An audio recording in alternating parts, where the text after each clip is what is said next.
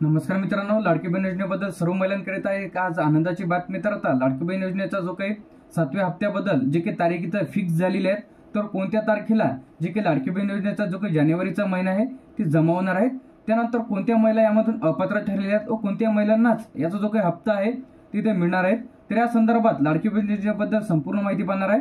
तर व्हिडिओला स्किप न करता शेवटपर्यंत बघा.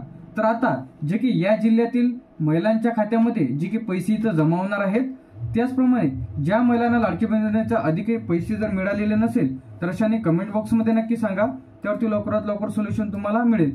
तर आता जी की लाडकी बहीण योजनेचे जे काही पात्र आहेत, तर यासाठी ज्यांनी चुकीची माहिती भरून फॉर्म फिलअप केले होते, तर अशांचे जे की लाडकी बहीण योजनेचे पैसे इथं आता बंद होणार आहेत.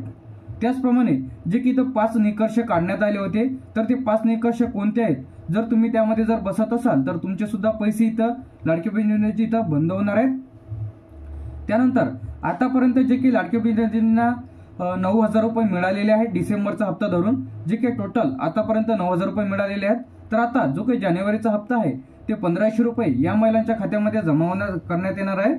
तर त्यामध्ये जे काही जिल्ह्यांची यादी सुद्धा इथं आलेली आहे, तर त्यामध्ये यवतमाळ आहे, वाशिम आहे, त्यानंतर वर्धा आहे, ठाणे आहे, सोलापूर आहे, सिंधुदुर्ग आहे, सातारा आहे, सांगली आहे, रत्नागिरी आहे, रायगड आहे, पुणे आहे, परभणी आहे, पालघर आहे, उस्मानाबाद आहे, नाशिक आहे, नंदुरबार आहे आणि नांदेड आहे.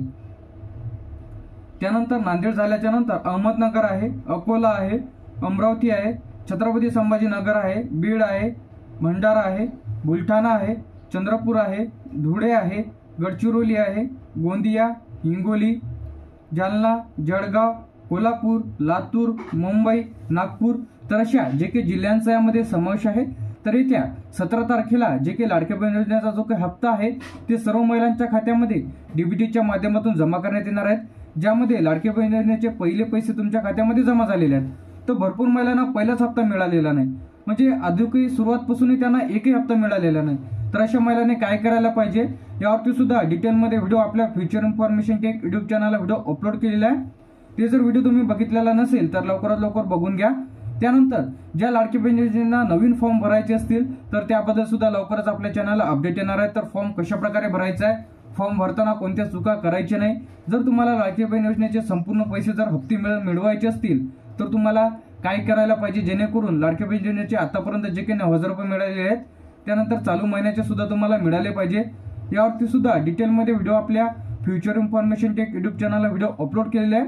तर या संदर्भात अधिक माहितीसाठी व नवीन अपडेटसाठी आपल्या चॅनलला सबस्क्राईब करून ठेवा. थँक्यू.